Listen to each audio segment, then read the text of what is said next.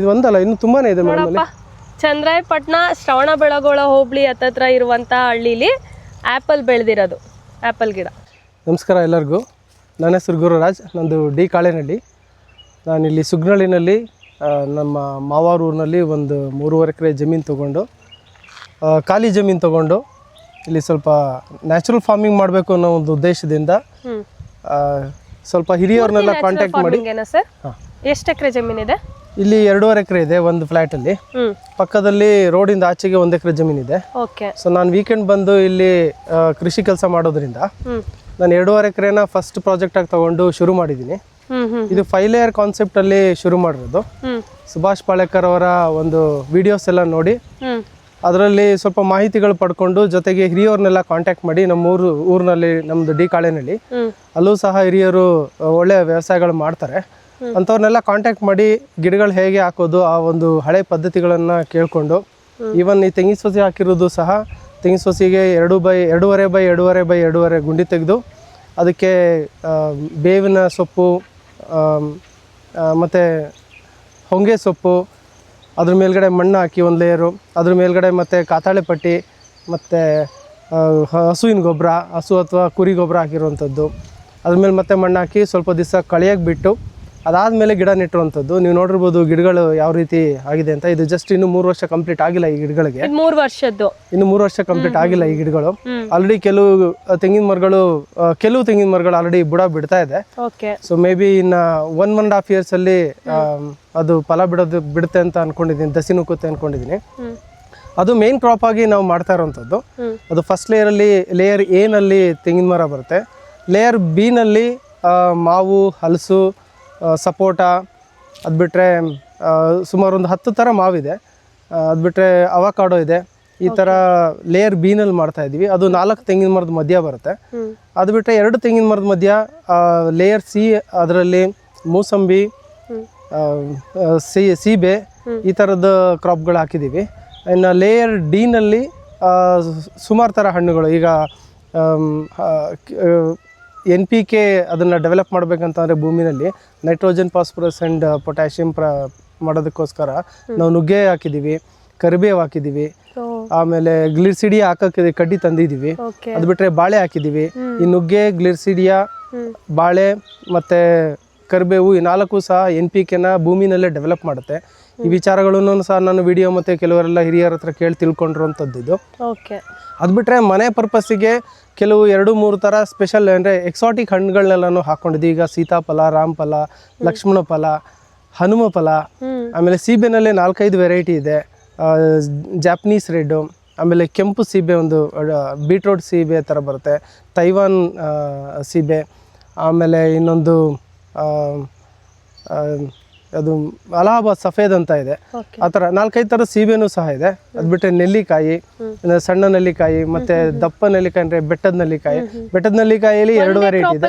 2-3 ಥರ ವೆರೈಟಿಗಳನ್ನ ಆಡ್ ಮಾಡ್ಕೊಂಡಿದ್ದೀವಿ. ಎಷ್ಟು ವೆರೈಟಿಗಳು ಸಿಗುತ್ತೆ. ಈಗ ನನ್ನ ಅಭ್ಯಾಸ ಏನಂತಂದ್ರೆ, ಕೆಲವೆಲ್ಲ ನಾನು ಹಣ್ಣುಗಳು ಏನಾದ್ರು ತಿಂದ್ರೆ ಆ ಹಣ್ಣುಗಳ ಬೀಜಗಳನ್ನ ನಮ್ಮ ಬೆಂಗಳೂರಿನಲ್ಲಿ ನನ್ನ ಮನೆಯಲ್ಲಿ ಪಾಟ್ಗಳಲ್ಲೇ ಹಾಕುವಂತ ಒಂದು ಅಭ್ಯಾಸ ಇದೆ.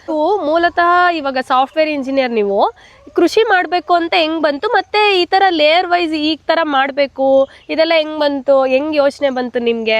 ಆಮೇಲೆ ಇದು ಸೀಡ್ಸ್ ಎಲ್ಲ ಕಲೆಕ್ಟ್ ಮಾಡ್ತೀನಿ ಅಂತ ಹೇಳ್ತಾ ಇದ್ದೀರಾ, ಅದೆಲ್ಲ ಮಾಡಕ್ಕೆ ಹೆಂಗ್ ಟೈಮ್ ಸಿಗುತ್ತೆ, ಯಾವ ತರ ಪ್ಲಾನ್ ಮಾಡಿದ್ರಿ ಅಂತ ಸ್ವಲ್ಪ ಹೇಳಿ. ಬೇಸಿಕಲಿ ಬಂದು ನಮ್ಮ ಫ್ಯಾಮಿಲಿ ಅಗ್ರಿಕಲ್ಚರ್ ಬ್ಯಾಕ್ಗ್ರೌಂಡ್ ಏನೇ. ಇವನ್ ನಮ್ಮ ತಂದೆಯವರು ಟೈಲರ್ ಆಗಿದ್ರು ಸಹ ನಮ್ಮ ತಾಯಿ ಎಮ್ಮೆಗಳು ಇಟ್ಕೊಂಡು ನಾವೆಲ್ಲ ಜೀವನ ಮಾಡಿದ್ದು. ಬಟ್ ನಮ್ಮ ತಾತ ಅವ್ರದ್ದೆಲ್ಲ ಜಮೀನಿತ್ತು. ನಮ್ಮ ಚಿಕ್ಕಪ್ಪಂದ್ರು ದೊಡ್ಡಪ್ಪಂದ್ರೆಲ್ಲ ಕೆಲಸ ಮಾಡ್ತಿದ್ದು ಜಮೀನಲ್ಲೇನೆ. ಸ್ವಲ್ಪ ಜಮೀನಿದೆ ನಮ್ಮದು ಡಿ ಕಾಳೇನಹಳ್ಳಿಯಲ್ಲಿ. ಹಾಗಾಗಿ ನನಗೆ ಬೈ ಬರ್ತ್ ಬ್ಲಡ್ಡಲ್ಲೇ ಆ ಒಂದು ಏನು ಅಗ್ರಿಕಲ್ಚರ್ ರಿಲೇಟೆಡ್ ಜೀನ್ಸ್ ಇದೆ ಅಂತ ಅನಿಸುತ್ತೆ.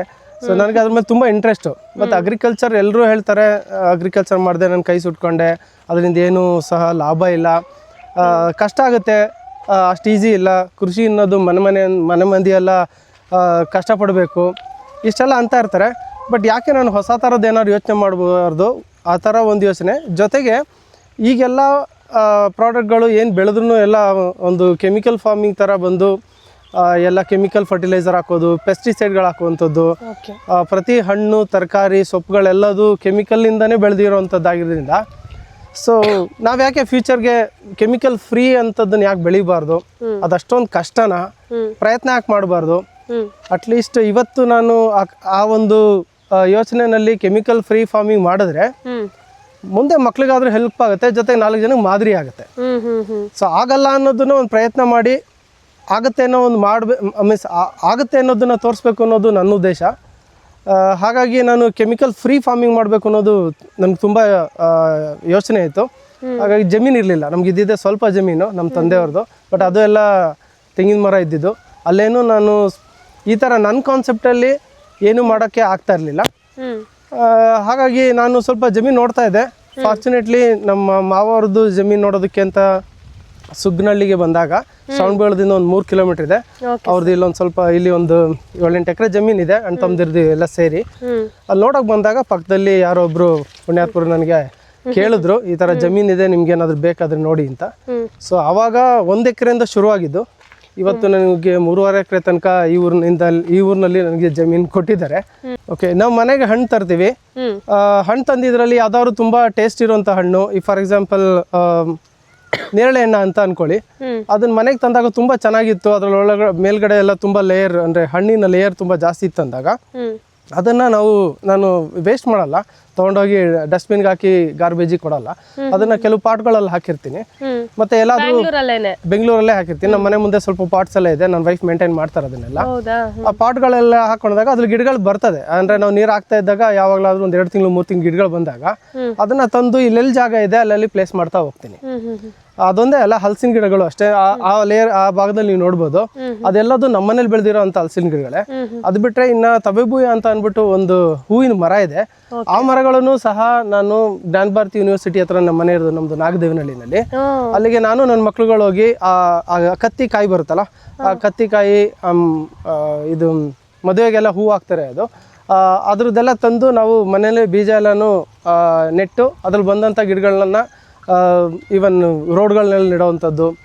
ಇನ್ನು ನಮ್ಮ ಜಮೀನಲ್ಲೂ ಕೆಲವು ಗಿಡಗಳು ನೆಟ್ಟಿದ್ದೀವಿ. ಅದು ಆಲ್ರೆಡಿ ಹೂಗಳು ಬಿಡ್ತಾ ಇದೆ. ನಾವು ನೆಟ್ಟು ಬೆಳೆಸಿದಾಗ ಪ್ರತಿ ದಿವಸ ಹೋದಾಗ ರೋಡಲ್ಲಿ ಹೂ ಬಿಟ್ಟಾಗ ನೋಡ್ಬೋದು. ಈವನ್ ನಾವು ತೆಗ್ಯಮ್ಮನ ದೇವಸ್ಥಾನನೂ ನಮ್ಮ ಊರಿನವರೆಲ್ಲ ಸೇರಿ ನಾವು ಒಂದು ಚಿಕ್ಕ ತೆಗ್ಯಮ್ಮನ ದೇವಸ್ಥಾನ ಕಟ್ತೇವೆ ಕಾಳೆನಹಳ್ಳಿ ರೋಡಲ್ಲಿ.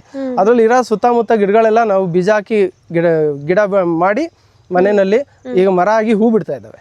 ಬರುತ್ತೆ ಸರ್, ಅದು ಎಲ್ಲ ಚೆನ್ನಾಗಿ ಸೀಡ್ಸ್ ನಾವು ತಿಂದಿರೋದು ಹಾಕಿದ್ರು ಬರುತ್ತಾ? ಹೌದು, ಎಲ್ಲ ಬರಲ್ಲ. ಅಟ್ಲೀಸ್ಟ್ ನಾನೊಂದು 10% ಮಿನಿಮಮ್ ಬಂದ್ರು, ನೀವು 10 ಗಿಡ ಹಾಕಿದ್ರು ಒಂದು 10 ಬೀಜ ಹಾಕಿದ್ರು ಒಂದು 2 ರಿಂದ 3 ಬೀಜ ಗ್ಯಾರಂಟಿ ಮೊಳಕೆ ಹೊಡೆದು ಗಿಡ ಆಗುತ್ತೆ.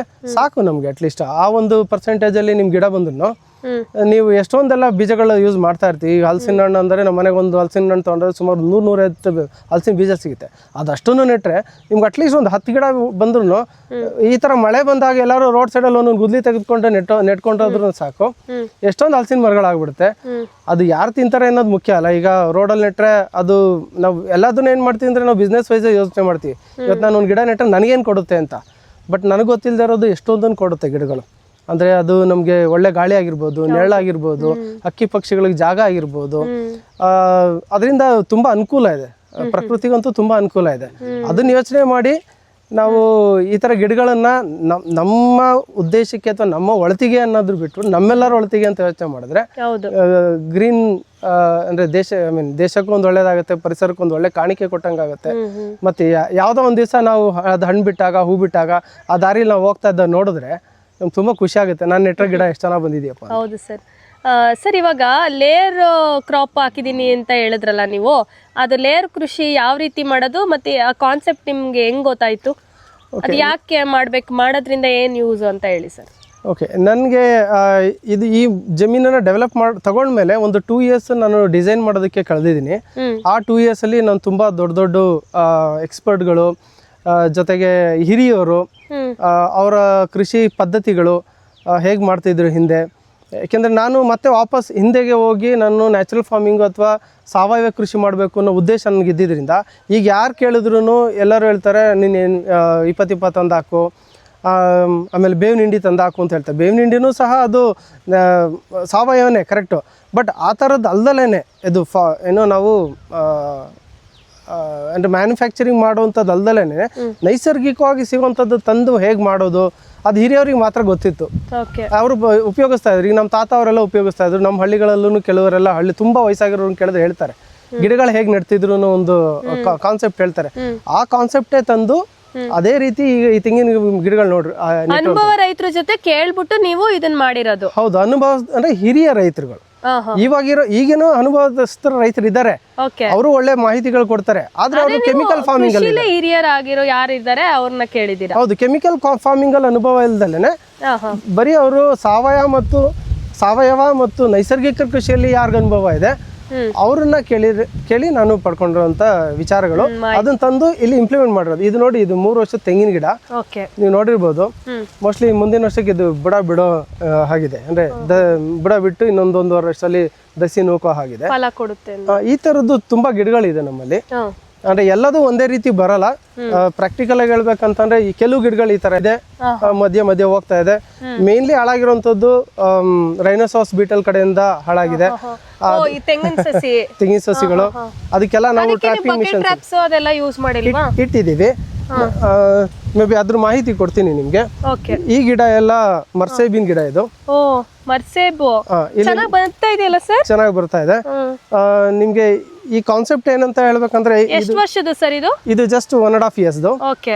ಮೋಸ್ಟ್ಲಿ ನೀವು ರೋಡಲ್ಲಿ ನಿಂತ್ಕೊಂಡು ನೋಡಿದ್ರೆ ನಿಮ್ಗೆ ಲೆಫ್ಟ್ ಸೈಡ್ಗೆ ತೆಂಗಿನ ಗಿಡದ ಲೈನ್ ಸಿಗುತ್ತೆ, ರೈಟ್ ಸೈಡ್ಗೆ ನಿಮ್ಗೆ ಹಣ್ಣಿನ ಗಿಡದ ಲೈನ್ ಸಿಗುತ್ತೆ. ಸೊ ಈ ರೋಡಲ್ಲಿ ಹೋಗ್ತಾ ಇದ್ದಾಗ ನೀವು ಉದ್ದಕ್ಕೂ ಯಾವ ಹಣ್ಣಿನ ಗಿಡ ಬೇಕಾದ್ರೂ ಕಿತ್ಕೊಂಡು ತಿನ್ಬಹುದು. ಹಣ್ಣಿನ ಗಿಡದಲ್ಲಿ ಹಣ್ಣನ್ನ ಕಿತ್ಕೊಂಡು ತಿನ್ಬಹುದು. ಅಂದ್ರೆ ಈ ರೀತಿ ಮಾಡೋದ್ರಿಂದ ಏನಂತ ಇದೇನಕ್ಕೆ ಮಾಡಿದೆ ಅಂದ್ರೆ ಒಂದು ಲುಕ್ ವೈಸ್ ಚೆನ್ನಾಗಿರುತ್ತೆ. ಈಗ ಫ್ಯೂಚರ್ ಯಾರಾದ್ರೂ ಗೆಸ್ಟ್ಗಳು ಅಥವಾ ಮಕ್ಳುಗಳು ನಾವೇ ಆದ್ರೂ ಹೋಗ್ಬೇಕಾದ್ರೆ ಒಂದ್ ಕಡೆ ತೆಂಗಿನ ಗಿಡ, ಇದ್ರಲ್ಲಿ ಏನು ನಮ್ಗೆ ಸಿಗಲ್ಲ. ಈಸಿಯಾಗಿ ಹಣ್ಣುಗಳನ್ನ ಕಿತ್ಕೊಂಡು ತಿನ್ಕೊಂಡು ಹೋಗ್ಬೋದು. ಹಣ್ಣುಗಳು ಈಸಿಯಾಗಿ ಎಕ್ಸೆಸ್ ಮಾಡ್ಬೋದು, ಯಾಕಂದ್ರೆ ಇದು 2 to 3 feet ಹೈಟ್ ಇರೋದ್ರಿಂದ. ಸೊ ಮರ ಸ್ವಲ್ಪ ಡೌನ್ ಇರೋದ್ರಿಂದ ಸೊ ಹಣ್ಣುಗಳೆಲ್ಲ ಕೊನೆ ಹೊರಗಡೆ ಬಂದ ಕೈಯಲ್ಲಿ ಕಿತ್ಕೊಂಡು ತಿನ್ಬೋದು. ಅಂದ್ರೆ ಈಸಿಯಾಗಿ ಕಿತ್ಕೊಂಡು ಹೋಗಕ್ಕೆ. ಒಳಗಡೆ ಹೋದ್ರೆ ಇನ್ನೂ ಜಾಸ್ತಿ ಕೀಳ್ಬೋದು. ಬಟ್ ಇಲ್ಲಿ ಸುಮ್ನೆ ಈಗ ಬಂದು ನೋಡೋರ್ಗೆ ಈಸಿ ಎಕ್ಸೆಸಿಬಿಲಿಟಿ ಇರುತ್ತೆ ಹಣ್ಣುಗಳದು ಅಂತ ಅನ್ನೋ ಉದ್ದೇಶಕ್ಕೋಸ್ಕರ.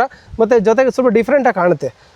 ಒಂದೇ ಲೈನ್ ಅಲ್ಲಿ ಒಂದ್ ಲೈನ್ ತೆಂಗಿನ ಮರ, ಇನ್ನೊಂದ್ ಲೈನ್ ಮನೇನ ಪ್ಲಾನ್ ಮಾಡಿ ಕಟ್ತಾರಲ್ಲ ಆ ತರ ನೀವು ಜಮೀನಲ್ಲಿ ತೋಟನು ಪ್ಲಾನ್ ಮಾಡಿದೀರಾ ಅಲ್ವಾ? ಹೌದು, ಅದಕ್ಕೆ ನಾನು ಹೇಳಿದ್ದು 2 years ನಾನು ಇದನ್ನ ಇನ್ವೆಸ್ಟ್ ಎಲ್ಲರನ್ನು ಕಾಂಟ್ಯಾಕ್ಟ್ ಮಾಡಿ ಸುಮಾರು ಡಿಸೈನ್ಗಳೆಲ್ಲ ನೋಡಿ ಅದರಲ್ಲಿ ಯಾವ್ದು ಬೆಸ್ಟ್ ಅನ್ನೋದನ್ನ ಅಥವಾ ನನಗೆ ಯಾವ್ದು ಇಷ್ಟ ಆಯ್ತು ಅದನ್ನ ಮಾಡಿಫೈ ಕಸ್ಟಮೈಸ್ ಮಾಡಿ ಈ ತರ ಮಾಡಿರುವಂತದ್ದು. ಇದು ಫಿಗ್. ಇದು ಕಸಿ ಪದ್ಧತಿನೂ ಮಾಡಿದಿರಲ್ಲ ಸರ್? ಇಲ್ಲ, ನಾನು ಕಸಿ ಮಾಡಿಲ್ಲ. ಗಿಡಗಳೆಲ್ಲ ಕಸಿ ಆಗಿರೋದೇ ತಂದಿರೋದು. ಆದ್ರೆ ಇದು ಏನಕ್ಕೆ ಕವರ್ ಹಾಕಿರೋದು ಅಂತ ಅಂದ್ರೆ ಈ ಲವಿಲ್ಗಳು ಯಾವ ಹಣ್ಣುಗಳನ್ನು ಬಿಡಲ್ಲ. ಓ, ನೀವು ಒಂದೊಂದಕ್ಕೆ ಈ ತರ ಕವರ್ ಹಾಕೋದ್ ಕಷ್ಟ ಆಗಲ್ವಾ? ಹೌದು, ನಾನು ಎಲ್ಲದಕ್ಕೂ ಹಾಕಲ್ಲ, ಕೆಲವಕ್ಕೆ ಮಾತ್ರ ಹಾಕಿಸ್ತೀನಿ. ಕಾರಣ ಏನಂತ ಅಂದ್ರೆ ನಾವು ವೀಕೆಂಡ್ ನನ್ನ ವೈಫ್ ಮತ್ತೆ ಮಕ್ಳುಗಳು ಬರ್ತಾರೆ, ಅವಾಗ ಅವ್ರಿಗೆ ಒಂದೊಂದು ಹಣ್ಣುಗಳಿರ್ಲಿ ಅಂತ. ನೀವು ಬೇರೆ ನೋಡಿದ್ರೆ ನಾನೆಲ್ಲ ಹಾಗೆ ಬಿಟ್ಬಿಟ್ಟಿರ್ತೀನಿ. ಸೊ ಈ ಹಣ್ಣುಗಳಲ್ಲಿ ಮೆಜಾರಿಟಿ ನವಿಲ್ಗಳು ತಿನ್ಕೊಂಡ್ಬಿಡುತ್ತೆ. ಸೊ ಸ್ವಲ್ಪ ಹಣ್ಣಾದ್ರೂ ತಿನ್ಬಿಡುತ್ತೆ. ಬಟ್ ನಾನೇನು ಅದನ್ನೇನು ಯೋಚನೆ ಮಾಡಕ್ ಹೋಗಲ್ಲ, ಯಾಕಂದ್ರೆ ಅವು ಬದುಕಿದ್ರೆ ನಾವು ಇದ್ದಂಗೆ ಜೊತೆನಲ್ಲಿ ನಾವೆಲ್ಲರೂ ಒಟ್ಟಿಗೆ ಬದುಕಬೇಕು. ಬಟ್ ಕೆಲವು ಹಣ್ಣುಗಳಿಗೆ ಈ ತರ ಹಾಕಿರ್ತೀವಿ ಮನೆಯವ್ರಿಗೂ ಸ್ವಲ್ಪ ಉಳಿಸ್ಲಿ ಅಂತ. ಇಲ್ಲ ಅಂದ್ರೆ ಎಲ್ಲ ಖಾಲಿ ಮಾಡ್ಬಿಡ್ತಾರೆ. ಅದು ಬಿಟ್ರೆ ಇದು ನೇರಳೆ. ಸೊ ಈ ಜಾಗ ಇರುವಂತದ್ದು ಇದು ಸ್ಪೆಷಲ್ ಬಾಳೆ ಗಿಡದ ಲೈನು. ಈ ಕಡೆಗೆ ಬಂದ್ಬೇಡ ಇದು ತುಂಬಾ ಮಾಹಿತಿ ಇದೆ, ಇದನ್ನ ಎಕ್ಸ್ಪ್ಲೈನ್ ಮಾಡೋಕ. ಆಮೇಲೆ ಲಾಸ್ಟಿಗೆ ಇದಕ್ಕೆ ಬಂದ್ಬೇಡ, ಮಳೆ ಬಂದ್ರೂ ಬೇಕಾದ್ರೆ ಮಾಡ್ಬೋದು. ಓಕೆ. ಜಮೀನಲ್ಲಿ ನಮಗೆ ನೀರಿನ ಕೊರತೆ ತುಂಬಾನೇ ಇದೆ ಮೇಡಮ್. ನೀರು ನಿಜವಾಗ್ಲೂ ಇಲ್ಲಿ ಪ್ರತಿ ಹನಿ ನೀರನ್ನು ಸಹ ಒಂಥರ ಅಮೃತ ತರನೇ ನೋಡ್ಬೇಕಾಗಿದೆ. ದುಡ್ಡು ಕೊಟ್ಟು ಸಿಗೋದು ಕಷ್ಟ ಈ ಜಾಗದಲ್ಲಿ. ಹೌದು, ಸತ್ಯ. ಹಾಗಾಗಿ ನಮ್ಮ ಜಮೀನಲ್ಲಿ 760 ಅಡಿ ಬಾವಿಗೆ ನಮ್ಗೆ ಬರೋ 15ರಿಂದ 20 ನಿಮಿಷ ನೀರು ಬರುತ್ತೆ ಅಷ್ಟೇ. ಇಲ್ಲಿ ಆಲ್ರೆಡಿ 700 ಗಿಡ ಇದೆ. 700 ಗಿಡನು ಬರೀ 20 ನಿಮಿಷ ನೀರಲ್ಲಿ ಮೇಂಟೈನ್ ಮಾಡ್ತಾರೆ. ಅಯ್ಯೋ, ಹೆಂಗ್ ಮಾಡ್ತೀರಾ ಸರ್? ಕಷ್ಟ ಆಗಲ್ಲ? ಅದು ಇನಿಷಿಯಲ್ ಟೈಮಲ್ಲಿ ತುಂಬಾ ಅಷ್ಟೊಂದೇನು ಚಾಲೆಂಜಸ್ ಇರ್ಲಿಲ್ಲ, ಯಾಕಂದ್ರೆ ಸಣ್ಣ ಗಿಡಗಳಿದ್ದು. ಎಲ್ಲದಕ್ಕೂ ಡ್ರಿಪ್ ಸಿಸ್ಟಮ್ ಇದೆ. ಇದಕ್ಕೆ 2-way ಡ್ರಿಪ್ ಸಿಸ್ಟಮ್ ಮಾಡಿದ್ವಿ. ಒಂದು ತೆಂಗಿನ ಮರಕ್ಕೆ ಕಂಟ್ರೋಲ್ ಇದೆ, ಇನ್ನೊಂದು ಹಣ್ಣಿನ ಗಿಡಗಳಿಗೆ. ಸೊ ತೆಂಗಿಗೆ ಸ್ವಲ್ಪ ನೀರು ಜಾಸ್ತಿ ಬೇಕು, ಹಣ್ಣಿಗೆ ಅಷ್ಟು ನೀರು ಬೇಕಾಗಲ್ಲ. ಹಾಗಾಗಿ ತೆಂಗಿಗೆ ಸಪರೇಟ್ ಆಗಿ ಕಂಟ್ರೋಲ್ ಮಾಡೋವು, ಹಣ್ಣಿಗೆ ಸಪರೇಟ್ ಆಗಿ ಕಂಟ್ರೋಲ್ ಮಾಡೋವು. ಬಟ್ ಬೇಸಿಗೆ ಬಂದಾಗ ಇಬ್ರು ನೀರು ಕೇಳ್ತಾರೆ. ಹಣ್ಣಿನ ಗಿಡನೂ ನೀರು ಕೇಳುತ್ತೆ, ತೆಂಗಿನ ಗಿಡನೂ ಯಥೇಚ್ಛವಾಗಿ ನೀರು ಕೇಳುತ್ತೆ. ಸೊ ಹಾಗಾಗಿ ಈ ಒಂದು ಬಾವಿಯಿಂದ ನಮ್ಗೆ ಮೇಂಟೈನ್ ಮಾಡಕ್ ಆಗ್ಲಿಲ್ಲ ಅಂದ್ಬಿಟ್ಟು ಟೋಟಲಿ 7 ಬಾವಿ ಕೊರೆದಿದ್ವಿ. 7 ಬಾವಿನಲ್ಲಿ ನಮ್ಗೆ ಯಾವ್ದ್ರಲ್ಲೂ ಸರಿಯಾಗಿ ನೀರಿಲ್ಲ. ಎಲ್ಲದ್ರಲ್ಲೂ 5 ನಿಮಿಷ 10 ನಿಮಿಷ 3 ಬಾವಿಲಿ ಬರ್ತದೆ. ಬಾವಿ ಕೊರ್ಸಿ ನೀರು ಸರಿಯಾಗಿ ಸಿಕ್ಕಿಲ್ಲ ನಿಮ್ಗೆ? 7 ಬಾವಿನಲ್ಲಿ 3 ಬಾವಿಲಿ ಮಾತ್ರ ನನಗೆ 15ರಿಂದ 20 ನಿಮಿಷ ನೀರು ಬರುತ್ತೆ. ಅಲ್ಲಿ ಎಷ್ಟು ಲಾಸ್ ಆಯ್ತಲ್ವಾ ಸರ್ ನಿಮ್ಗೆ ಶುರುಲಿ? ಹೌದು ಮೇಡಮ್, ನೀವು ಅಷ್ಟು ಆದಾಯ ತಗೊಬೇಕಲ್ಲ.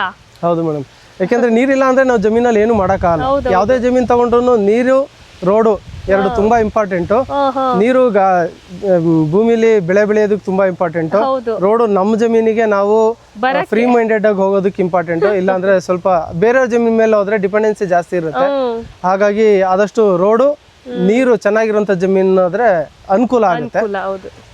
ಹಾಗಾಗಿ ಇಲ್ಲಿ ನಾವು ಇನ್ನೊಂದು ಯೋಚನೆ ಮಾಡಿದ್ದೇನೆ ಅಂತಂದ್ರೆ ವಾಟರ್ ರೀಚಾರ್ಜ್ ಮಾಡ್ಬೋದಾ ಅನ್ನೋದು ಯೋಚನೆ ಮಾಡೋಣ.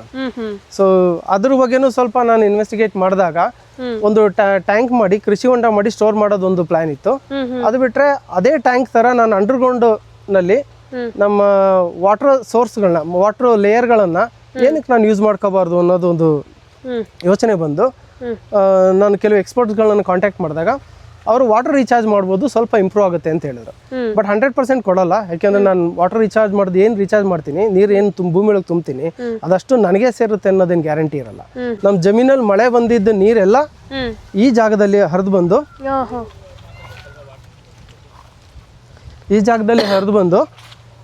ನಿಮ್ ಬರೋ ನೀರೆಲ್ಲ ಇಲ್ಲಿ ಹರಿದು ಬರುತ್ತಲ್ಲ ಸರ್? ಹೌದು, ಇಡೀ ಜಮೀನಿಗೆ ಬಿದ್ದಿರೋ ನೀರೆಲ್ಲ ಇಲ್ಲಿಗೆ ಹರಿದು ಬಂದು ಇಲ್ಲಿ ಲೇಯರ್ ವೈಸ್ ಆಗಿ ಫಿಲ್ಟರ್ ಆಗುತ್ತೆ ಮೇಡಮ್. ನೀವು ನೋಡಿರ್ಬೋದು ಇಲ್ಲಿ ಹುಲ್ಲೆಲ್ಲ ಏನಕ್ಕೆ ಬಿಟ್ಟಿದ್ದೀನಿ ಅಂದ್ರೆ ಆಟೋಮೆಟಿಕ್ ಫಿಲ್ಟ್ರೇಷನ್ ಆಗುತ್ತೆ ಹುಲ್ಲಿದ್ರೆ. ಸೊ ಇಲ್ಲಿ ನೋಡಿ ಪ್ರತಿ ಸ್ಟೆಪ್ ಅದಕ್ಕೆ ನೀವು ಇದು ಕಳೆ ಎಲ್ಲ ಕ್ಲೀನ್ ಮಾಡಿಲ್ಲ, ಮಾಡೋದು ಇಲ್ವಾ? ಕಳೆ ಕ್ಲೀನ್ ಮಾಡ್ತೀವಿ, ಬಟ್ ಬ್ರಷ್ ಕಟಿಂಗ್ ಮಾತ್ರ ಹೊಡಿತೀವಿ, ನಾವೇನು ಉಳಲ್ಲ. ಇದು ಝೀರೋ ಕಲ್ಟಿವೇಶನ್. ಆಲ್ಮೋಸ್ಟ್ ನಾನು ಇದು 3 ವರ್ಷ ಆಯ್ತು ಮೇಡಮ್. ಈ ಜಮೀನು ಉಳಲ್ಲ. ನೀವು ಇವತ್ತು ನೋಡ್ಬೋದು ಎಲ್ಲಿ ಕಾಲು ಇಟ್ಕೋದ್ರು ಸ್ವಲ್ಪ ಒಂದು 2 to 3 ಇಂಚಸ್ ನಿಮಗೆ ಕುಷನ್ ಸಿಗುತ್ತೆ. ಸೊ ಹಾಗಾಗಿ ಇಲ್ಲಿ ನಮ್ಮ ಜಮೀನಲ್ಲಿ ಎಲ್ಲಿ ಬಿದ್ದು ಎಷ್ಟೇ ಮಳೆ ಹೋದ್ರೂ ನೀರು ಹರಿದು ಬರ್ತಾ ಇಲ್ಲ. ಎಲ್ಲಾ ನೀರುಗಳು ಸಹ ಭೂಮಿಲಿ ಇಂಗ್ತಾ ಇದೆ. ನೀವು ಕೇಳ್ಬೋದು ಇದೇನಿದೆ, ಇದೆಲ್ಲ ಕಾಂಕ್ರೀಟ್ ಹಾಕಿದ್ದೀರಾ, ಇದೆಲ್ಲ ಇಷ್ಟು ಕ್ಲೀನ್ ಆಗಿ ಇದೆ, ಏನಿದು ಅಂತ ಕೇಳ್ಬೋದು. ಇದೇ ನಮ್ದು ವಾಟರ್ ರೀಚಾರ್ಜ್ ಸಿಸ್ಟಮ್ ಮೇಡಮ್. ಈ ಬೋರ್ 760 ಅಡಿ ಇದೆ. ಇದು 20 ರಿಂದ 22 ಅಡಿ ಭೂಮಿನಲ್ಲಿ ಆಳ ತೆಗೆದು ಬೋರ್ಡ್ ಅಂದ್ರೆ ದಪ್ಪ ಬೋರ್ಡ್ರಸ್ ಇಂದ ಈ ಸಣ್ಣ ಬೋರ್ಡ್ರಸ್ ವರೆಗೆ ನಾವು ಡಿಫ್ರೆಂಟ್ ಸೈಜ್ ಇರುವಂತದ್ದು ಜಲ್ಲಿಗಳನ್ನ ಹಾಕಿ ಮಧ್ಯ ಮೆಶ್ಗಳು ಹಾಕಿ ಆಮೇಲೆ ಇದಕ್ಕೆ ಡ್ರಿಲ್ ಮಾಡಿ ಇದಕ್ಕೂ ಮೆಶ್ ಹಾಕಿ ಸೊ ಜಮೀನಿಗೆ ಮಳೆಯಲ್ಲಿ ಏನು ಬಂದಿರೋಂಥ ನೀರೆಲ್ಲ ಅದನ್ನು ಫಿಲ್ಟರ್ ಆಗಿ ಡಿಫ್ರೆಂಟ್ ಲೇಯರಲ್ಲಿ ಫಿಲ್ಟರ್ ಆಗುತ್ತೆ. ನೀವು ನೋಡ್ಬೋದು ಫಸ್ಟ್ ಫಿಲ್ಟ್ರು ಹುಲ್ಲಲ್ಲಾಗುತ್ತೆ, ಸೆಕೆಂಡ್ ಫಿಲ್ಟ್ರು ಇಲ್ಲಿ ಬಂದು ಸಿಲ್ಟ್ ಎಲ್ಲ ನಿಲ್ಲುತ್ತೆ, ಇದಾದ್ಮೇಲೆ ಇಲ್ಲಿಗೆ ಬರುತ್ತೆ. ಇದರಲ್ಲೂ ಸಹ ಸ್ವಲ್ಪ ನೀರು ಗಟ್ಟಿ ಅಂಶ ಕೆಳಗಡೆ ಹೋಗಿ ಜಲ್ಲಿಗೆ ಬಂದು ಜಲ್ಲಿಯಿಂದ ಇದು ಹೆಂಗ್ ಸರ್ ಇಲ್ಲಿಗೆ ಕನೆಕ್ಷನ್ ಹೆಂಗೆ ಇದ್ರದ್ದು? ಇಲ್ಲ ಇದು ಟ್ಯಾಂಕೆ ಮೇಡಮ್. ನೀರು ಇಲ್ಲಿಂದ ಬಂದಿದ್ದು ಇಲ್ಲಿ ಬಿದ್ದಾಗ ಇದ್ರಲ್ಲಿ ಇರೋ ಗಟ್ಟಿ ಅಂಶ ಮಣ್ಣಿನ ಅಂಶ ಎಲ್ಲ ಕೆಳಗಡೆ ಕೂರುತ್ತೆ. ಸೊ ಈ ನೀರು ಇಲ್ಲಿ ತನಕ ಬರೋದ್ರೊಳಗಡೆ ಆಲ್ಮೋಸ್ಟ್ ಇದು ಟೈಮ್ ತಗೊಳುತ್ತೆ. ಒಂದು 30 ಸೆಕೆಂಡ್ 40 ಸೆಕೆಂಡ್ ಟೈಮ್ ತಗೊಂಡಾಗ ಆ ಪಾಸಿಂಗ್ ಟೈಮ್ ಅಲ್ಲಿ ಏನೇ ವೆಯ್ಟ್ ಇರುತ್ತೆ ಆ ಸಿಲ್ಟ್ ಆಗ್ಲಿ ಗಟ್ಟಿ ಅಂದ್ರೆ ಮಣ್ಣಿನ ಕಣಗಳಾಗ್ಲಿ ಕೆಳಗಡೆ ಉಳ್ಕೊಳ್ಳುತ್ತೆ. ಅಲ್ಲಿಂದ ಮುಂದೆ ಬಂದಾಗ ಜಲ್ಲಿಗೆ ಬರುತ್ತೆ, ಜಲ್ಲಿಲಿ ಫಿಲ್ಟರ್ ಆಗಿ ಇದು ಮರಳು ಮತ್ತೆ ಸಣ್ಣ ಜಲ್ಲಿ ಇದಿದೆ, ಮೆಶ್ ಇದೆ, ಮರಳು ತೆಗೆದಿದ್ವಿ ಕೆಳಗಡೆ ಇದೆ ಸ್ವಲ್ಪ. ಸೊ ಅದಾದ್ಮೇಲೆ ಅದು ಫಿಲ್ಟರ್ ಆಗಿ ಈ ಪೈಪ್ಗಳಲ್ಲಿ ಬರ್ತದೆ. ನೀರಿಲ್ಲಿಂದ ಹೋಗುತ್ತೆ, ಇಲ್ಲಿಂದ ಬಂದು ಇದ್ರೊಳಗಡೆಗೆ ಹೋಗಿ ಸ್ಟೋರ್ ಆಗುತ್ತೆ. ಇದಕ್ಕೆ ಮತ್ತೆ ಮೆಶ್ ಹಾಕಿದೀವಿ ಹೋಲ್ ಮಾಡಿ, ಅದ್ರ ಮೂಲಕ ಭೂಮಿ ಒಳಗಡೆಗೆ ನೀರು ಹೋಗಿ ರೀಚಾರ್ಜ್ ಆಗುತ್ತೆ. ಸೊ ನೀವು ಇನ್ನೊಂದು ಸ್ವಲ್ಪ ಹೊತ್ತು ಬಿಟ್ರೆ ಇನ್ನೊಂದು 10 ಮಿನಿಟ್ಸ್ ಅಲ್ಲಿ ಕರೆಂಟು ಬರುತ್ತೆ, ನೋಡ್ಬೋದು ನೀವು. ಕರೆಂಟ್ ಬಂದಾಗ ಇದೆಲ್ಲ ಫಿಲ್ ಆಗ್ತಾ ಹೋಗುತ್ತೆ. ಈಗ ನಾವು ಹಳ್ಳದಿಂದ ನೀರು ಲಿಫ್ಟ್ ಮಾಡ್ತೀವಿ, ಹಳ್ಳದಲ್ಲಿ ನೀರಿದ್ದಾಗ ಅದು ಬಂದಿದ್ದು ಇಲ್ಲಿ ಫಿಲ್ಟರ್ ಆಗಿ ಇಲ್ಲಿಗೆ ಬರುತ್ತೆ. ಎಕ್ಸೆಸ್ ನೀರು ಈ ಕಡೆನೂ ವಾಲ್ವ್ ಇದೆ, ಅಲ್ಲೂ ತಗೊಂಡು ಬರ್ತದೆ. ಸೂಪರ್ ಆಗಿದೆ ಸರ್. ಹೆಂಗೆ ಸರ್ ಈ ತರ ಎಲ್ಲ ಮಾಡೋದು ಐಡಿಯಾ ಇಲ್ಲಿಂದ ಬಂತು? ಮೇಡಮ್ ಇವಾಗೆಲ್ಲ ಮಾಹಿತಿಗಳು ಈಸಿಯಾಗಿ ಯೂಟ್ಯೂಬ್ಗಳಲ್ಲಿ ಸಿಗುತ್ತೆ. ಮತ್ತೆ ನೀವು ಮಾಹಿತಿ ಬೇಕೇ ಬೇಕು ಅಂತ ಅಂದ್ಬಿಟ್ಟು 4 ಜನ ಕಾಂಟ್ಯಾಕ್ಟ್ ಮಾಡಿದ್ರೆ ಸಿಗುತ್ತೆ ಮೇಡಮ್. ನಮ್ಗೆ ಬೇಕು ಅಂತ ಸಿಗುತ್ತೆ. Crying baby will always get the milk ಅನ್ನಂಗೆ ಅಳೋ ಮಗುಗೆ ಯಾವತ್ತೂ ಹಾಲು ಸಿಗುತ್ತೆ. ನಾವು ಅಳಬೇಕು ಅಂದ್ರೆ ನಮ್ಗೆ ಬೇಕಿದ್ದಾಗ ನಾವು ಹೋಗಿ ಪ್ರಯತ್ನ ಮಾಡಿದ್ರೆ ಸಿಗುತ್ತೆ ಮೇಡಮ್. ಯಾರು ಕೂತಿದ್ದಾಗ ಬಂದು ಹೇಳ್ಕೊಡೋದು ಮಾಡಲ್ಲ. ಈಗ ನಾನು ಒಂದು ಗಿಡ ಕಾಡು ಹುಣಸೆ ಗಿಡನ ಅದೊಂದು ಎಕ್ಸಾಟಿಕ್ ಗಿಡ ಅದು ಬೇಕೇ ಬೇಕು ಅಂತ ಹುಡುಕಿದಾಗ ಒಂದು ನಾನು ಮೊಬೈಲ್ ನೆಟ್ವರ್ಕಲ್ಲಿ ವಾಟ್ಸಪ್ ಗ್ರೂಪಲ್ಲಿ ಮದ್ದೂರ್ ಹತ್ರ ಯಾವುದೋ ಒಂದು ಹಳ್ಳಿನಲ್ಲಿ ಒಂದು ಅಜ್ಜಿ ಹತ್ರ ಇತ್ತು, ಅಂದ್ರೆ ಒಂದು ವಯಸ್ಸಾಗಿರೋರು ಪಾಪ ತಾಯಿ ಹತ್ರ ಇತ್ತು. ಆ 2 ಗಿಡನ ನಾನು ಅದಕ್ಕೋಸ್ಕರ ಇಲ್ಲಿ ಬೆಂಗಳೂರಿಂದ ಮದ್ದೂರ್ಗೆ ಹೋಗಿ ಮಳವಳ್ಳಿಯಿಂದ ಇಲ್ಲಿ ತಂದು ನೆಟ್ಟಿದ್ದೀನಿ ಮೇಡಮ್.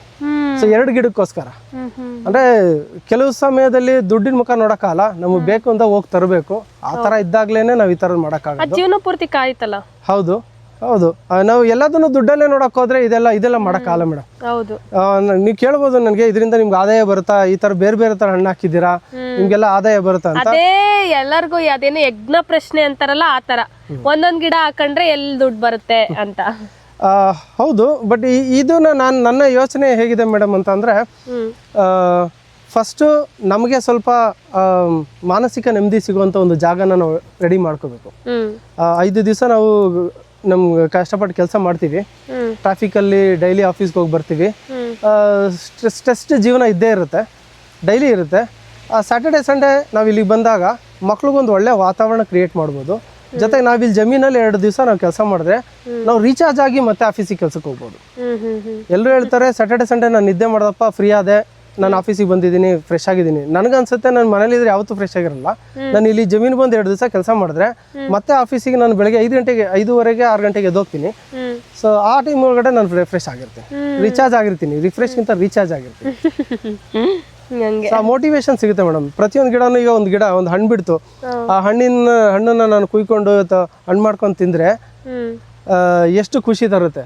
ಈಗೆಲ್ಲ ತುಂಬಾ ಹಣ್ಣುಗಳೆಲ್ಲ ಶುರು ಆಗಿದೆ. ನೀವು ಈಗ ಬ್ಯಾಂಗ್ಳೂರಲ್ಲಿ ಇರೋರ್ಗೆ ಈ ತರ ಹಣ್ಣು ಸಿಕ್ಬಿಟ್ರೆ ಏನೋ ಸ್ವರ್ಗ ಸಿಕ್ದಂಗೆ ಮೇಡಮ್. ಇದು ನೋಡ್ಬೋದು, ಇದು ನ್ಯಾಚುರಲ್, ಇದಕ್ಕೆ ನಾನು ಹೊಡೆದಿರೋಂಥದ್ದು. ಅಲ್ಲೆಲ್ಲ ಎಲ್ಲಿ ಸಿಗುತ್ತೆ? ಸಿಗದೆ ನೋಡಿ, ಇದು ನನ್ನ ಪ್ರಕಾರ ಇದು ಮಲ್ಲಿಕಾ ಅಂತ ಅನ್ಸುತ್ತೆ. ಇದು ಒಂದೇ 1 kg ತರ ಬರ್ತಾ ಇದೆ. ಇದಕ್ಕೆ ಒಂದೇ ಒಂದು ಪೆಸ್ಟಿಸೈಡ್ ಹಾಕಿಲ್ಲ ಮೇಡಮ್, ಒಂದು ಕೆಮಿಕಲ್ ಹಾಕಿಲ್ಲ. ನಾವ್ ಇದಕ್ಕೆ ಹೊಡೆಯುವಂಥದ್ದು ಪಂಚಗವ್ಯ ಅಂತ ನಾವೇ ಮಾಡ್ತೀವಿ. ನಾಟಿ ಹಸು ಗಂಜಲ, ಸಗಣಿ, ಹಾಲು, ಮೊಸರು, ತುಪ್ಪ, ಆಮೇಲೆ ಬಾಳೆಹಣ್ಣು, ಬೆಲ್ಲ ಎಲ್ಲ ಹಾಕಿ ಅದನ್ನು 21 days ಅದೊಂದು ಕಲ್ಚರ್ ರೆಡಿ ಆಗುತ್ತೆ, ಅದನ್ನ ಹೊಡಿತೀವಿ. ಅದು ಬಿಟ್ರೆ ಇನ್ನ ಬೇವಿನ ಎಣ್ಣೆ ಹೊಡಿತೀವಿ ಮೇಡಮ್. ಅದು ಎರಡೇ ಹೊಡಿಯೋದು. ಯೂಸ್ ಮಾಡ್ತೀರಾ? ಹೌದು ಮೇಡಮ್, ಬೇವಿನ ಎಣ್ಣೆ ಮತ್ತೆ ಮೊಟ್ಟೆನ ಮಿಕ್ಸ್ ಮಾಡಿ ಹೊಡಿತೀವಿ.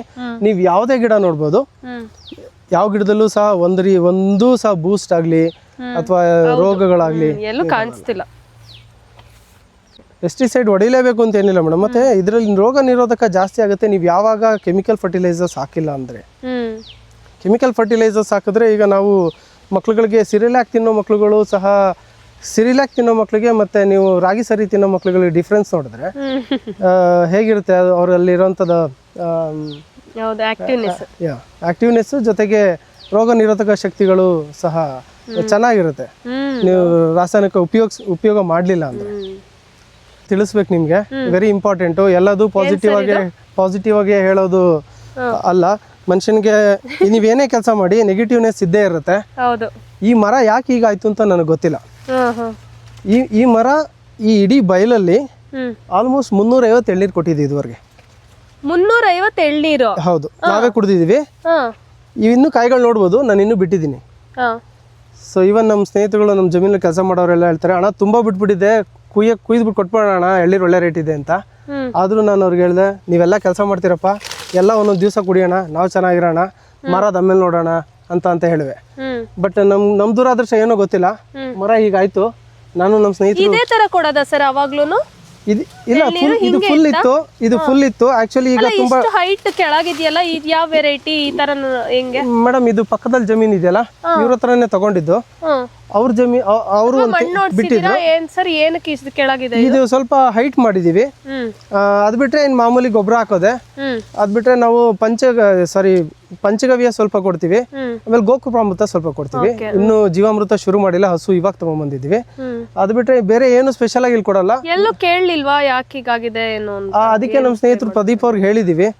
ಇದಕ್ಕಿದ್ದಂಗೆ ಗರಿಗಳೆಲ್ಲ ಮುರ್ಕೊಂತ ಇದೆ. ಬಟ್ ಇದುವರೆಗೆ ಈ ಮರ, ನನ್ನ ಹತ್ರ ಬೇರೆ ವಿಡಿಯೋ ತೋರಿಸ್ತೀನಿ ನಿಮ್ಗೆ, ಎಷ್ಟೊಂದ್ ಜನ ಬಂದು ವಿಡಿಯೋ ಮಾಡ್ಕೊಂಡು ಹೋದ್ರು. ಬಟ್ ಎಲ್ಲರೂ ಹೇಳ್ತಾರೆ ಇದಕ್ಕೆ ದೃಷ್ಟಿ ಬಿದ್ದುಬಿಟ್ಟಿದೆ, ಈ ತರ ಆಗಿದೆ ಅಂತ. ಬಟ್ ನಾನೊಬ್ಬ ಇಂಜಿನಿಯರ್ ಆಗಿ ಅದ್ರ ಬಗ್ಗೆ ಯೋಚನೆ ಮಾಡ್ತಾ ಇದ್ದೀನಿ, ಅವ್ರು ನಂಬೇಕಾ ಅಂತ. ಬಟ್ ಏನು ಮಾಡೋಕ್ಕಾಗಲ್ಲ, ವಿತಿನ್ 2 months ಅಲ್ಲಿ ಈ ತರ ಆಗಿರೋದು ಮರ ಇದು. ಇದನ್ನ ನೋಡಿದ್ರೆ ನೀವು, ಈ ಮರ ಈ ಸುತ್ತಮುತ್ತದಲ್ಲೇ ಎಲ್ಲೂ ಇರಲಿಲ್ಲ ಮೇಡಮ್, ಅಷ್ಟು ಚೆನ್ನಾಗಿ ಮರ ಇದ್ದಿದ್ದು. ಎಷ್ಟೊಂದು ಜನದ ಮೊಬೈಲ್ಗಳಲ್ಲಿ ಇದ್ರದ್ದು ಮರದ್ದು ವಿಡಿಯೋ ಎಲ್ಲ ಇದೆ, ಫೋಟೋಸ್ ಎಲ್ಲ ಇದೆ. ಅನ್ಫಾರ್ಚುನೇಟ್ ಆಗಿ ಈ ತರ ಆಗಿದೆ. ಬಟ್ ಆದ್ರೂ ಇದನ್ನ ನಾನು ಉಳಿಸ್ಕೋತೀನಿ, ಆ ಗ್ಯಾರಂಟಿ ನನಗಿದೆ. ಈಗ ನನ್ನ ಕೈಲಾದಂಥ ಪ್ರಯತ್ನಗಳು ನಾನು ಮಾಡ್ತಾ ಇದ್ದೀನಿ. ಇದಕ್ಕೆ ಮಜ್ಜಿಗೆ ಹಾಕ್ತಾ ಇದ್ದೀವಿ, ಗಂಜಲ ತಂದು ಹಾಕ್ತಾ ಇದ್ದೀವಿ. ಒಂದ್ಸಲಿ ಕೃಷಿ ಕಾಲೇಜ್ಗಳಲ್ಲಿ ಎಲ್ಲ ಕೇಳಿ ನೋಡಿ ಸರ್ ಏನಕ್ಕೆ ಹಿಂಗಾಗಿದೆ ಅಂತ, ಅವರು ಸಜೆಸ್ಟ್ ಮಾಡ್ಬೋದು ನಿಮ್ಗೆ. ಅವ್ರಿಗೆ ಹೇಳಿದ್ದೀನಿ ಮೇಡಮ್, ಅವ್ರು ಬಿಸಿ ಇದ್ದಾರೆ, ಬಂದು ನೋಡ್ತೀನಿ ಅಂತ ಹೇಳಿದ್ದಾರೆ. ಇದ್ರ ಬಗ್ಗೆ ಇನ್ನೊಂದು ಮಾಹಿತಿ ಕೊಡ್ಬೇಕನ್ಸುತ್ತೆ. ಇದು ಇಲ್ಲೊಂದು ಚಿಕ್ಕದೊಂದು ಬಂಡೆ ಇತ್ತು, ಬಂಡೆ ಮೇಲೆ ಬೆಳೆದಂತ ಈಚಲು ಮರ ಅದಾಗೆ ಬೆಳೆದಿತ್ತು. ಆ ಬಂಡೆನ ಹೊಡಿಬೇಕಾದ್ರೆ ಇದು ಅಂದರೆ ಸಣ್ಣದೊಂದು ಬ್ಲಾಸ್ಟ್ ಥರ ಮಾಡಿದಾಗ ಓಪನ್ ಮಾಡಿದಾಗ ಬಂಡೆನ ಇದು ಹೊರಗಡೆ ಬಿದ್ದೋಯ್ತು, ಬೇರೆ ಸಮೇತ ಬಿದ್ದೋಯ್ತು. ಯಾಕೆಂದ್ರೆ ಬಂಡೆ ಮೇಲೆ ಇದ್ದಿದ್ದರಿಂದ. ಆಮೇಲೆ ತಂದಿದ್ದನ್ನ ನೆಟ್ಟಿದ್ದು 2 ವರ್ಷ ತನಕ ಇದು ಚಿಗುರಿರ್ಲಿಲ್ಲ. 2 ವರ್ಷದ ಮೇಲೆ ಚಿಗುರಿ ಇವಾಗ 3ನೇ ವರ್ಷದಲ್ಲಿ ಇದೇ ಖರ್ಜೂರ ನಾವೇ ಚಿಕ್ಕವರಾಗಿದ್ದಾಗ ಎಷ್ಟು ತಿಂತಾ ಇದ್ವಿ, ಇವಾಗ ಯಾರಿಗೂ ಗೊತ್ತೇ ಇಲ್ಲ. ಇದು ಮಕ್ಳುಗಳಿಗೆ ಈಚಲಣ್ಣು ನನಗೂ ತುಂಬಾ ಇಷ್ಟ. ಆಕ್ಚುಲಿ ನಮ್ಮ ಮಾವ ನಾನು ಯಾವಾಗ್ಲೂ ವಾದ ಮಾಡ್ತಾ ಇರೋರು. ನಮ್ಮ ಮಾವ ನನ್ಗೆ ಹೇಳೋರು, ನನ್ನ ಹಳ್ಳಿಗೆ ಬುದ್ಧಿ ಇಲ್ಲ ತಂದ್ಬಿಟ್ಟಿದ್ದು ತಂದು ನೆಟ್ಟರು ಇದು ಬರಲ್ಲ ಅಂತ. ನಾನು ಮಾವರ್ಗೆ ಹೇಳುವೆ, ಇಲ್ಲ ಬಂದೇ ಬರುತ್ತೆ ಅಂತ, ಇದು ಬರಲ್ಲ ಅಂತ. ನಾನು ಯಾವಾಗಲೂ ಗಿಡಕ್ಕೆ ಬಂದು ನಾನು ಹೇಳುವೆ, ನೀನು ಬೆಳಿಲಿಲ್ಲ ಅಂದರೆ ನನಗೆ ನಾನು ಇಷ್ಟೆಲ್ಲ ಮಾಡಿದ್ದು ವ್ಯರ್ಥ ಆಗುತ್ತೆ. ಅಂದರೆ ನನ್ನ ನೋಡಿ ನಗ್ತಾರೆ. ತಂದು ಈಚಲು ಮರ ತಂದಿಲ್ಲಿ ನೆಟ್ಟಾಕಿ ಮರ ಕಿತ್ಕೊಂಡ್ಬಂದು ಆದ್ರೂ ಬೆಳಿಲಿಲ್ಲ ಅಂತ. ನೀನು ಬೆಳಿಬೇಕು ಅಂತ ಯಾವಾಗಲೂ ನಾನು ಬಂದು ಗಿಡದ ಜೊತೆ ಮಾತಾಡೋದು. ಬಟ್ ಇವತ್ತು ನೋಡಿದ್ರೆ ಇದು ಒಳ್ಳೆ ಫಲ ಬಿಟ್ಟಿದೆ. ನಂಗೆ ತುಂಬಾ ಖುಷಿ ಆಗುತ್ತೆ ಮೇಡಮ್, ಇದು ನೋಡಿದ್ರೆ ತುಂಬಾ ಖುಷಿ ಆಗುತ್ತೆ. ನಿಮ್ಮ ಮಾತು ಕೇಳಿಸ್ಕೊಂಡಿದೆ, ಖುಷಿ ಆಗಿದೆ. ಎಷ್ಟೊಂದು ಬಿಟ್ಟಿದೆ ನೋಡಿ ಮೇಡಮ್. ಫಸ್ಟ್ ಫಲ ಆಲ್ಮೋಸ್ಟ್ 4 ಗೊನೆ ಬಿಟ್ಟಿದೆ. ಸೂಪರ್. ಈಚಲಣ್ಣು ಸಕ್ಕದಾಗಿರುತ್ತೆ, ಯಾರು ತಿನ್ನಲ್ಲ ಅಷ್ಟೇ ಅದನ್ನ. ಇದು ಇದು ನಾಟಿ ಸೀಬೆಕಾಯಿ. ಇದು ಎಲ್ಲಾರು ರೋಡ್ ಸೈಡಲ್ಲಿ ಬೆಳೆದ್ರು ಅಥವಾ ಎಲ್ಲಾದ್ರೂ ಜಾಗದಲ್ಲಿ ಬೆಳೆದಿದ್ದಾಗ ಅದು ಉಪಯೋಗಕ್ಕಿಲ್ಲ, ಕಿತ್ತಾಕುವಂಥ ಜಾಗದಲ್ಲಿ ಇದ್ರೆ ತಂದ್ಬಿಟ್ಟು ಈ ಥರ ಗಿಡಗಳನ್ನು ತಂದು ನೆಡ್ತೀನಿ.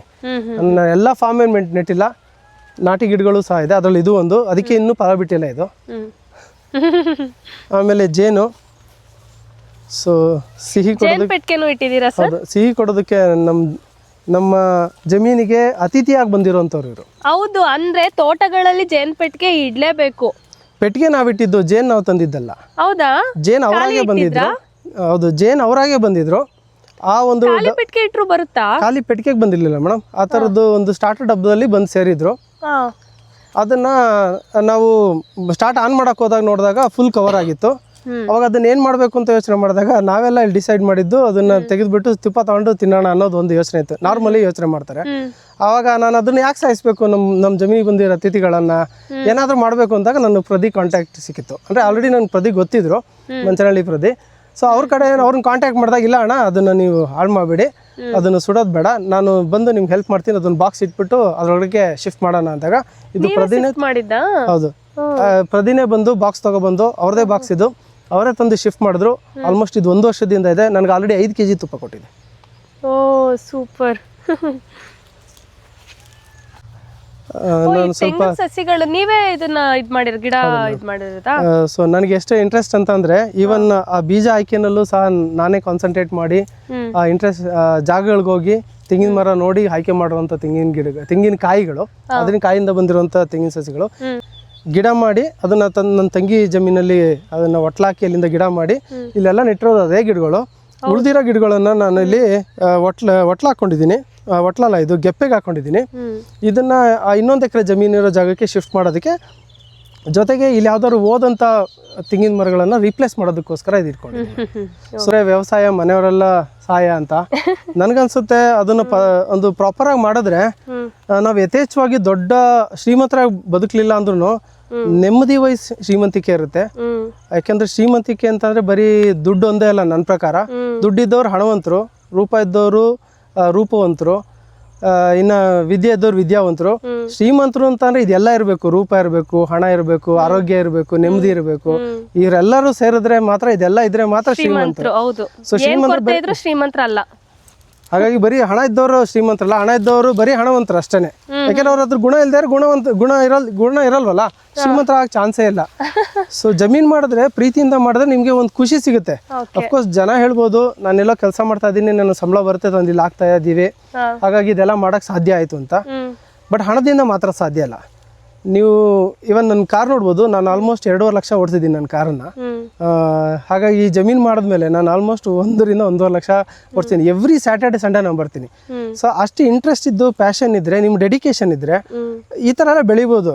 ಬಟ್ ಇದರಿಂದ ಮುಂದಕ್ಕೆ ನನಗೆ ಆದಾಯ ಬರುತ್ತಾ, ಅದು ನನಗೆ ಅದನ್ನ ಎಕ್ಸ್ಪೆಕ್ಟೇಷನ್ ಇಟ್ಕೊಂಡು ಮಾಡಿಲ್ಲ. ನನ್ನ ಪ್ರಕಾರ ಕೊನೆ ಪಕ್ಷ ತೆಂಗಿನ ಮರದಲ್ಲಿ ಆದಾಯ ಬರುತ್ತೆ.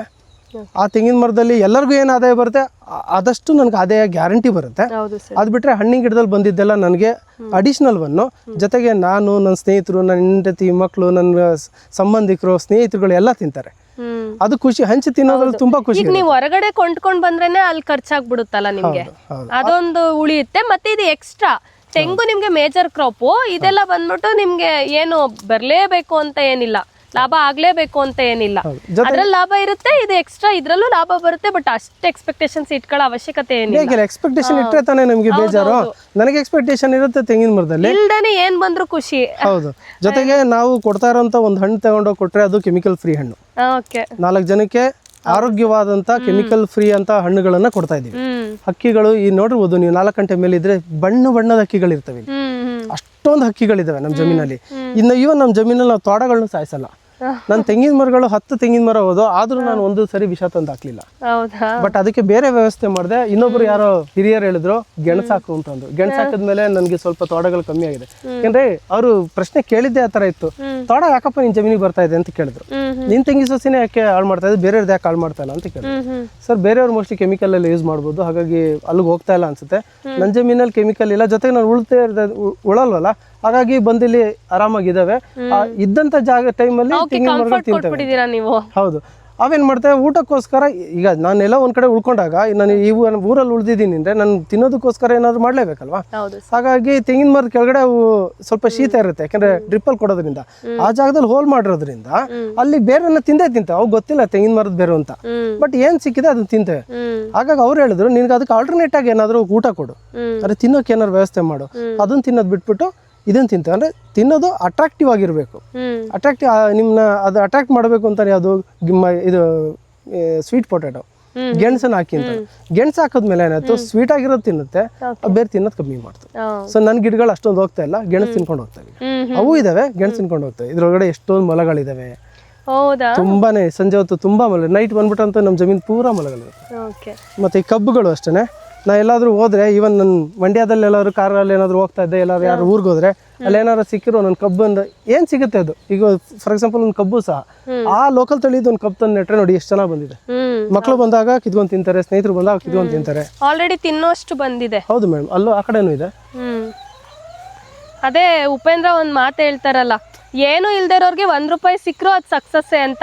ಹಂಗೆ ನಾವೇನು ಎಕ್ಸ್ಪೆಕ್ಟೇಷನ್ಸ್ ಇಲ್ದಾನೆ ಈ ತರ ಮಾಡೋದ್ರಿಂದ ಏನ್ ಮಾಡಿದ್ರು ಇದ್ರಲ್ಲಿ ₹1 ಲಾಭ ಬಂದ್ರು ನಮಗ್ ಖುಷಿನೇ ಆಗುತ್ತೆ, ಒಂದ್ ಹಣ್ಣು ಬಂದ್ರು ಖುಷಿ ಆಗುತ್ತೆ. ಮೇಡಮ್, ಲಾಭ ಅಂದ್ರೆ ಬರೀ ದುಡ್ಡೇ ಅಲ್ಲ ಲಾಭ. ಈ ಹಣ್ಣನ್ನು ನಾನು ತಿನ್ನೋದು ಅದು ಲಾಭನೇ ಮೇಡಮ್.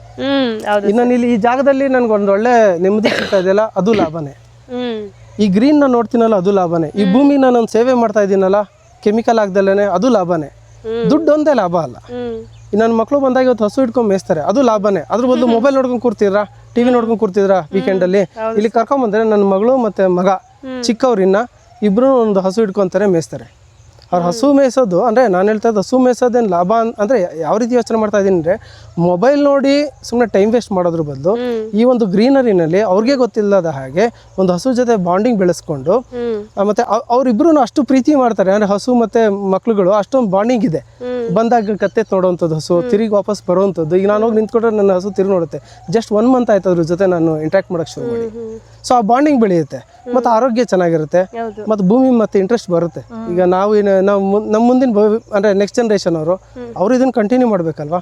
ಅವ್ರಿಗೆ ಇಂಟ್ರೆಸ್ಟ್ ತೋರಿಸಿಲ್ಲ ಅಂತಂದ್ರೆ ಅವ್ರು ಕಂಟಿನ್ಯೂ ಮಾಡಲ್ಲ. ನಾನು ಏನ್ ಮಾಡಿದ್ವಿ ವ್ಯರ್ಥ ಆಗತ್ತೆ. ನಿಜ.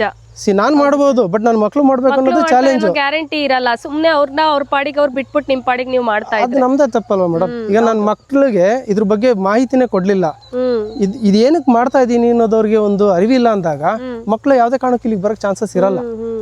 ಅವ್ರು ಇಲ್ಲಿಗೆ ಬಂದಾಗ ಅವ್ರಿಗೆ ಶುರು ಆಗುತ್ತೆ, ಓಕೆ ಇದು ನನ್ನ ತೋಟ, ನಾನ್ ಗಿಡ ನೆಟ್ಟಿದ್ದು, ನನ್ನ ಫ್ಯಾಮಿಲಿ ಫುಲ್ಲು ಗಿಡ ನೆಟ್ಟಿದ್ದು 4 ತೆಂಗಿನ ಮರ ಇದೆ. ಪ್ರತಿಯೊಬ್ರು ಬಂದಾಗ ಆ ಗಿಡಗಳು ನೋಡ್ತಾರೆ, ನನ್ನ ಗಿಡ ಚೆನ್ನಾಗಿದ್ಯಾ ಅಂದ್ರೆ ಅದು ಆ ಒಂದು ಆಲ್ರೆಡಿ ನನ್ನದು ಅಂತ ಬಂದ್ಬಿಟ್ಟಿದೆ ಅವ್ರಿಗೆ. ಆ ಗಿಡ ನೋಡ್ತಾರೆ, ನಾನ್ ನೆಟ್ಟಿದ್ ಗಿಡ ಇದು ಪಾಪ ಚೆನ್ನಾಗಿದೆ ಅಲ್ವಾ ಅಂತಾರೆ.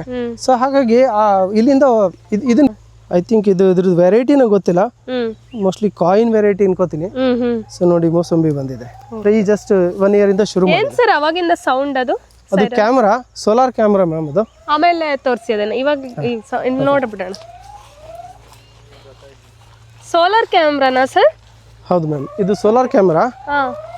ಇದನ್ನ ನಾನು ಇನಿಷಿಯಲ್ ಸ್ಟೇಜಲ್ಲಿ ಹಾಕಿದೆ. ಜಮೀನ್ ರೆಡಿ ಮಾಡ್ಬೇಕಾದ್ರೆ ನನಗೆ ಸ್ವಲ್ಪ ಇಲ್ಲಿ ಹಸುಗಳು ಬೇರೆಯವರೆಲ್ಲ ಬಂದು ತೊಂದರೆ ಕೊಡ್ತಾರೆ ಅನ್ನೋ ಒಂದು ಉದ್ದೇಶಕ್ಕೆ ಹಾಕೊಂಡಿದ್ದೆ. ಬಟ್ ಇಲ್ಲಿ ಯಾರು ನನ್ಗೆ ಅಷ್ಟು ತೊಂದರೆ ಕೊಡೋರು ಯಾರಿಲ್ಲ. ಎಲ್ಲರೂ ಸುತ್ತಮುತ್ತವರೆಲ್ಲ ತುಂಬಾ ಸಹಕಾರಿಯಾಗಿದ್ದಾರೆ. Actually they motivate me. Like ಈ ತರ ಮಾಡ್ತಾ ಇದೀಯಾ ಮಾಡು ಅನ್ನೋ ಒಂದು ಸಪೋರ್ಟ್ ಇದೆ ಖುಷಿ ಅಲ್ಲ. ಈಗ ನೋಡಿ ಎಷ್ಟೊಂದು ಮಾಹಿತಿ ಗೊತ್ತಾಗುತ್ತೆ ಅವರಿಗೆ. ನೀವು ವಾಟರ್ ಸೋರ್ಸ್ ಬಗ್ಗೆ ಆಗಿರ್ಬೋದು, ಜೀವಾಮೃತ ಆಗಿರ್ಬೋದು, ಎಲ್ಲ ಅವ್ರಿಗೂ ಕೂಡ ಗೊತ್ತಾಗುತ್ತೆ. ನೀವು ಎಲ್ಲಿಂದಾನು ತಿಳ್ಕೊಂಬಂದು ಮಾಡಿರ್ತೀರಾ, ಅವ್ರಿಗೂ ಖುಷಿ ಆಗುತ್ತೆ ಅಕ್ಕಪಕ್ಕದವ್ರಿಗೂ. ಬಟ್ ಅವ್ರಿಗೆ ಅವ್ರದೇ ಚಾಲೆಂಜಸ್ ಇರುತ್ತೆ ಈ ತರ ಕನ್ವರ್ಟ್ ಮಾಡೋದಕ್ಕೆ. ಜಮೀನ್ ಕಮ್ಮಿ ಇರ್ಬೋದು, ಹೌದು ಅಥವಾ ಅವ್ರ ಮನೆಯಲ್ಲಿ ಇಮಿಡಿಯೇಟ್ ಆಗಿ ಅವ್ರಿಗೆ ಇನ್ಕಮ್ ಓರಿಯೆಂಟೆಡ್ ಏನಾದ್ರು ಮಾಡ್ಬೇಕಾದಂತದ್ದು ಪರಿಸ್ಥಿತಿ ಇರುತ್ತೆ. ಹಾಗಾಗಿ ಬಟ್ ಅವ್ರು ಖುಷಿ ಪಡ್ತಾರೆ. ನಾವೆಲ್ಲ ಒಂದು ಅಂದ್ರೆ ಯಾವಾಗ್ಲೂ ನಾವ್ ಹಂಗೆ ಯೋಚನೆ ಮಾಡ್ಬೇಕು ಸರ್. ನಮ್ಗಿಂತ ಚೆನ್ನಾಗಿ ಅವ್ರು ಮಾಡ್ತಿದ್ದಾರೆ ಅಂದಾಗ ನಮ್ಗೆ ಏನ್ ಬೇಕು ಮಾಹಿತಿ ತಿಳ್ಕೊಳಕ್ಕೆ ನೋಡ್ಬೇಕು ಹೊರತು ಹಾಳು ಮಾಡಕ್ಕೆ ನೋಡ್ಬಾರ್ದು. ಇಲ್ಲೇನು ಆ ಥರ ಪ್ರಾಬ್ಲಮ್ ಇಲ್ಲ ಮೇಡಮ್. ಇನಿಷಿಯಲ್ ಸ್ಟೇಜಲ್ಲಿ ತಂದು ಹಾಕಿದ್ದೆ ಕ್ಯಾಮ್ರಾನ. ಬಟ್ ಇವಾಗ ಜಸ್ಟ್ ನಾನು ಮಾನಿಟರ್ ಮಾಡೋದಕ್ಕೆ ಆಫೀಸ್ ಟೈಮಲ್ಲಿ ಏನಾದರೂ ನಾನು ಲಂಚ್ಗಿನ್ ಟೈಮಲ್ಲಿ ಏನು ಮಾಡ್ತಾ ಇದ್ದಾರೆ ಅನ್ನೋದೊಂದು ನೋಡಬೇಕು ಅಂದಾಗ ನಾನು ಆ ಕ್ಯಾಮ್ರಾಸ್ ಯೂಸ್ ಮಾಡ್ತೀನಿ. ಇದು ಬಟರ್ ಫ್ರೂಟ್ ಗಿಡ ಮ್ಯಾಮ್. ಈ ತುಂಬ ಜನ ಬಂದು ಇಲ್ಲಿ ಗಿಡಗಳನ್ನ ನೆಟ್ಕೊಟ್ಟಿದ್ದಾರೆ. ಜತನಹಳ್ಳಿಯವರು ಬಂದು ನೆಟ್ಟಿದ್ದಾರೆ, ಕೋರೇನಹಳ್ಳಿಯವರು ಬಂದಿದ್ದಾರೆ, ನನ್ನ ಕಾಳೇನಹಳ್ಳಿಯವರು ಬಂದು ನೆಟ್ಕೊಟ್ಟಿದ್ದಾರೆ. ಅದಾದಮೇಲೆ ಕೋರೇನಹಳ್ಳಿಯವರು ಶಿವು ಮತ್ತು ಅವ್ರ ಸ್ನೇಹಿತರುಗಳು ಬಂದು ಇದನ್ನೆಲ್ಲಾನು ನನಗೆ ಮೇಂಟೈನ್ ಮಾಡ್ಕೊಡ್ತಾ ಇದ್ರು ಇದುವರೆಗೆ. ಈಗ ರೀಸೆಂಟಾಗಿ ಒಂದು 3 ಮಂತ್ಸಿಂದ ಅವರು ಶಿವಣ್ಣ ಅಂತಾನೆ ಫ್ಯಾಮಿಲಿ ಬಂದಿದ್ದಾರೆ. ಅವರು ಹಸುಗಳು ನೋಡಿಕೊಂಡು ಇದನ್ನೆಲ್ಲ ಮೇಂಟೈನ್ ಮಾಡ್ತಾ ಇದ್ದಾರೆ ಮೇಡಮ್. ಮೊದಲು ಒಂದು ಬೋರ್ ಕೊರ್ದು 560 ಅಡಿ ಬೋರ್ ಕೊರ್ದು 15 ನಿಮಿಷ ನೀರು ಬಂತು. 15ರಿಂದ 16 ನಿಮಿಷ ನೀರು ಬಂತು. ನಮಸ್ಕಾರ ಎಲ್ಲರಿಗೂ. ನನ್ನ ಹೆಸರು ಗುರುರಾಜ್. ನಾನು ಬೇಸಿಕಲಿ ಬಂದು ಡಿ ಕಾಳೇನಹಳ್ಳಿ ಚಂದ್ರಾಪುರದಿಂದ